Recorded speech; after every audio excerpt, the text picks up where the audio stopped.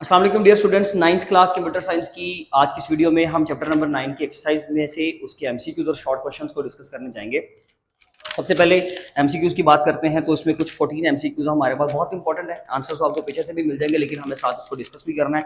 तो what is data? Data जो होता है वो रॉ फैक्ट्स एंड फिगर्स को बोलते हैं, गैदर्ड अबाउट थिंग्स, जैसे कि option number B. Option B, which of the following is an example of qualitative data. तो आपका क्वेश्चन नंबर 1 का हो गया जी बी, एंड क्वेश्चन नंबर 2 में which of the following is an example of qualitative data. तो qualitative data जो होता है उसमें हम लोग क्वालिटी को डिस्कस करते हैं, काउंट को डिस्कस नहीं करते। तो ऑप्शन ए पे काउंट है, बी पे भी काउंट हो रहा है एंड डी पे भी काउंट हो रहा है। ऑप्शन सी आपका जो है वो राइट आंसर होगा। What type of data involve distinct separate values that are countable? Countable data जो होता है वो बेसिकली डिस्क्रीट भी हो सकता है और कंटिन्यूअस भी हो सकता है, लेकिन डिस्टिंक्ट वैल्यू जो हमें मिलती है ना, डिस्क्रीट स्ट्रक्चर जो हमें मिलता है वो डिस्क्रीट डाटा में मिलता है, यानी कि क्वेश्चन नंबर 3 का option C. What is an example of continuous data? Continuous data में सर में सारी वैल्यूज आ जाती हैं, पॉइंट वाली वैल्यू भी शामिल हो जाती है। तो वो आप देख लें कि नंबर ऑफ कार पॉइंट में नहीं होंगी। टाइप्स ऑफ फ्रूट्स तो वैसे ही बेसिकली अगर हम नंबर में बताते हैं तो पॉइंट में नहीं बता सकते, ठीक है जी। शर्ट साइजेस पॉइंट्स में नहीं बता सकते। तो ये हाइट ऑफ स्टूडेंट्स जो है ना, ऑप्शन बी जो है ये आपका राइट आंसर होगा, क्योंकि हाइट आपकी पॉइंट में भी जा सकती है, ठीक है। तो वो कंटिन्यूअस डाटा की टाइप हो जाएगी। What type of data is used to categorize items without implying any order? जिसमें कोई ऑर्डर नहीं होता ना। एक तो ये क्वालिटेटिव डाटा है, तो क्वालिटेटिव डाटा में एक ऑर्डिनल डाटा होता है या नॉमिनल होता है। तो ऑर्डिनल जो होता है वो तरतीब के साथ होता है, ऑर्डर के साथ, ऑर्डिनल से याद रख लें। और नॉमिनल जो डाटा होता है उसमें कोई तरतीब नहीं होती, इसलिए क्वेश्चन नंबर 5 का आंसर होगा हमारे पास C. Next, how can you organize data to make it easier to analyse?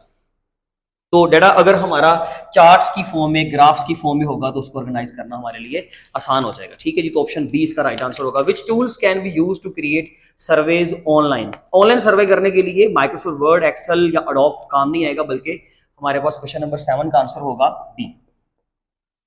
उसके बाद अगर हम बात करें क्वेश्चन नंबर 8 की, what is the main purpose of data collection? Data को कलेक्ट करने का मतलब ही होता है कि उसकी आपने डिसीजन मेकिंग करनी होती है, चीजों के आंसर्स निकालने होते हैं। तो यहाँ पर ऑप्शन जो होगा आपका बी, बाकी आपके इररेलेवेंट आंसर्स हैं। What is the primary purpose of data visualisation? Data को विजुअलाइज करने का मतलब ही होता है कि आप कॉम्प्लेक्स नंबर्स को, टेक्स्ट को पिक्चर्स की फॉर्म में रिप्रेजेंट करते हो, जिसको समझना हमारे लिए आसान हो जाता है। तो क्वेश्चन नंबर 9 का, what is the primary purpose of data visualisation? To make data easier to understand by turning it into pictures. जब पिक्चर्स की फॉर्म में रिप्रेजेंट कर देंगे तो उसको समझना जो होगा वो हमारे लिए क्या हो जाएगा, आसान। तो 9th का, ये सी है, ठीक है, इसको जरा देख लीजिएगा। फिर क्वेश्चन नंबर 10 है 11, 12, 13 एंड 14, ठीक है जी। अब इनके आंसर क्या है? 10 की देखें थे, बात करें तो which tool is specifically design for creating detailed and interactive visualisation? तो एक्सेल के जरिए से हम विजुअलाइज करवा सकते हैं डाटा को, लेकिन जो उसके लिए परफेक्ट सॉफ्टवेयर है ना वो टैबलो है, और वो ऑप्शन नंबर 3 है, यानी कि सी ऑप्शन पे है। What is the first step in the data science process? Data science process के अंदर सबसे पहला स्टेप होता है आइडेंटिफाई करना, प्रॉब्लम को अंडरस्टैंड करना। तो वो आपका ऑप्शन जो है वो है डी, ठीक हो गया। उसके बाद उसकी बाकी के एस्पेक्ट्स आते हैं। What does the volume characteristic of big data refer to? देखिए, वॉल्यूम की बात होती है कि उसके अंदर जो अमाउंट है वो कितनी है। तो शेयर डाटा या share amount of data being collected, जैसे कि हमने फेसबुक की इसके अंदर एग्जांपल ली थी कि उसमें ह्यूज अमाउंट का डाटा होता है, तो उसका वॉल्यूम बहुत ज्यादा होता है। What is N outlier in a database? तो आउटलायर क्या होता है जी? जो एक्सट्रीम वैल्यू होती है ना आपकी, बॉटम से या अप साइड से, यानी कि जो आपके बाकी के डाटा से अलग होती है। एंड अनयूजुअल और extreme value that doesn't fit the pattern, pattern के अंदर फिट नहीं हो रही, एक वैल्यू बड़ी अलग थलग सी है, तो उसको हम क्या कहेंगे? जैसे कि यहाँ पर सी है, वो हमारा आउटलायर कहलाता है। बहुत इंपॉर्टेंट एमसीक्यू होगा और ये बहुत इंपॉर्टेंट शॉर्ट क्वेश्चन भी है। What does data encryption do? तो डाटा इंक्रिप्शन क्या करती है जी? डाटा को कन्वर्ट करवाती है। ऑप्शन ए इसका बहुत ही सिंपल सा आंसर है, बाकी के रेलेवेंट है। हमारे पास कुछ शॉर्ट क्वेश्चंस हैं, सबके आंसर आपको पीडीएफ की फाइल में डिस्क्रिप्शन बॉक्स में मिल जाएंगे। इसी वीडियो की डिस्क्रिप्शन बॉक्स में जाके आप पीडीएफ फाइल डाउनलोड कर सकते हो। तो इनमें से कई चीजें तो हमारे सिलेबस के अंदर है, मैं वो एक्सप्लेन नहीं करूंगा। जो इररेलेवेंट चीजें हैं वो थोड़ी सी एक्सप्लेन कर देता हूं, बाकी आप वहां से जाके डाटा कलेक्ट कर सकते हो। पहला क्वेश्चन है, what is the difference between qualitative and quantitative data? तो क्वालिटेटिव जिसको हम लोग काउंट नहीं करते, उसके ऊपर जस्ट हम क्वालिटी की बात करते हैं, और जब अगर हम बात करें क्वांटिटेटिव की, तो जहां पे हम काउंटिंग की बात करते हैं, जिस डाटा को मेजर किया जा सके। Give an example of continuous data and explain why is it considered continuous. देखिए कंटिन्यूअस डाटा होता है जैसे हाइट की हमने बात की अभी एमसीक्यूज में, तो यहाँ पर आप हाइट की एग्जांपल देते हैं कि हाइट में क्योंकि हर तरह की वैल्यू आएगी इसलिए वो कंटिन्यूअस डाटा होगा, उसमें डिस्टिंक्ट वैल्यू नहीं हो सकती, यानी कि 21, 22, 23, 24 इस तरह की नहीं, बल्कि 20, 21, 20.2, 20.3, 21.256 इस तरीके से पॉइंट वाली वैल्यू भी शामिल होगी, तो वो हमारा कंटिन्यूअस डाटा होगा। क्वेश्चन नंबर 3 है which method would you use to collect opinions from a large group of people about a new school policy. देखिए अगर लार्ज ग्रुप ऑफ स्कूल आपने आवाम से इस तरह का कोई अगर आपने ओपिनियन कलेक्ट करना है तो उसके लिए सर्वे जो है वो बेस्ट ऑप्शन होता है, वो आप बेशक ऑनलाइन कर ले चाहे आप फिजिकली विजिट करके कर ले, तो सर्वे इसका आंसर होगा। What type of data is the number of students in your class. देखिए क्लास के स्टूडेंट्स बताने हैं आपने तो डेफिनेटली काउंट करके बताने हैं, तो पहली बात तो ये क्वांटिटेटिव डाटा होगा, ठीक है। फिर डिस्टिंक्ट होगा या कंटिन्यूअस होगा, तो डिस्क्रीट होगा क्योंकि नंबर ऑफ स्टूडेंट्स पॉइंट्स पे नहीं हो सकते। मैं ये नहीं कह सकता कि मेरी क्लास के अंदर 40.5 स्टूडेंट्स है, नो 40, 41, 42 एग्जैक्ट मुझे फिगर बताना पड़ेगा, तो इसके लिए यानी कि आपका discrete data. Why is it important to organise data into tables और चार्ट्स, ताकि उसको बेहतर तरीके से समझा जा सके। क्वेश्चन नंबर 6 है what is one advantage of using online tools. Google forms को इस्तेमाल करने का फायदा ये होता है कि डाटा ऑटोमेटिकली जो है वो टेक्सचुअल डाटा से उसको विजुअलाइज करवा दिया जाता है, जैसे कि उसको डायग्राम की फॉर्म में रिप्रेजेंट करवाना आसान हो जाता है और वो बेटर वे में फौरन से जल्दी से उसको अंडरस्टैंड करवाया जाता है।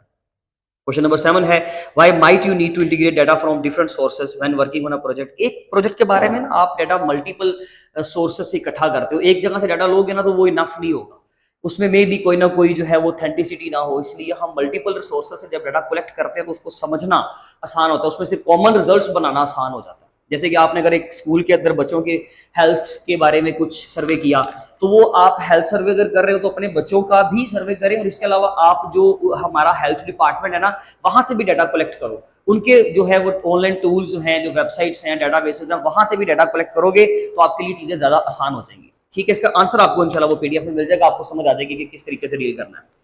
Describe a scenario where discrete data might be more useful than continuous data. कोई भी ऐसी एग्जांपल दे दें, तो वो अभी आपने पीछे की एग्जांपल पढ़ी है, क्लास में नंबर ऑफ स्टूडेंट्स के बारे में बताना है, तो वहां पे डिस्क्रीट डाटा जो है वो बेहतर होगा। या हमने लाइब्रेरी के अंदर बुक्स का बताना है कि कितनी बुक्स हैं, तो वहां पे हम डिस्क्रीट डाटा को यूज करेंगे। क्वेश्चन नंबर 9 है explain why data visualisation is important, how does it help in understanding complex information. देखिए जी कॉम्प्लेक्स इन्फॉर्मेशन को हेल्प तो करते हैं ना, हमें हमारा जो भी टेक्स्ट होगा, कॉम्प्लेक्स टेक्स्ट होगा, नंबर्स होंगे, उसको वो विजुअलाइज करवाएगा चार्ट्स की फॉर्म में, ग्राफ्स की फॉर्म में, पिक्चर्स की फॉर्म में, उसको बेटर वे में अंडरस्टैंड किया जा सकेगा, and that is called as data visualization. Next है question number 10 describe what a line graph is used for and provide an example of data that could be displayed using a line graph. That is the most important question, थोड़ा सा tough भी होगा। Question number 10 है वो कह रहा है line graph आप कहां इस्तेमाल करोगे। देखिए जी लाइन ग्राफ में क्या होता है, आप सिंपली जो एक्स एक्सिस और वाई एक्सिस पे पॉइंट्स ड्रॉ करते हो, ठीक है, एंड बाद में उन पॉइंट्स को आप आपस में क्या करवा देते हो, मिला देते हो, ये आपका लाइन ग्राफ है, ठीक है, जिसमें आपने लाइन सेगमेंट्स बनाए हैं। एक तरफ टाइम ट्रेवल करता है और दूसरी तरफ आपकी जो भी चीज है, लेट्स सपोज हम लोगों ने ईयर पे डिवाइड कर दी परफॉर्मेंस बच्चों की, तो पूरे ईयर का मतलब है टाइम आप यहां पे भी ले सकते हो, ठीक है, और यहां पे आप बेशक बल्कि आप टाइम ईयर यहां पे ले लो, ठीक है, और यहां पे उनकी परफॉर्मेंस की बात कर लेते हैं जैसे कि स्कोर्स, तो नंबर ऑफ ईयर के साथ साथ स्कोर्स के अंदर क्या डिफरेंस आया, बच्चे की परफॉर्मेंस में क्या फर्क आया, ऐसे डाटा को रिप्रेजेंट करने के लिए हम लाइन ग्राफ को यूज कर सकते हैं। The last question explain the use of scatter plots in visualizing continuous data, provide an example of a situation where a scatter plot हम यूज ही वहां करते हैं जहां पे हमने दो क्वांटिटीज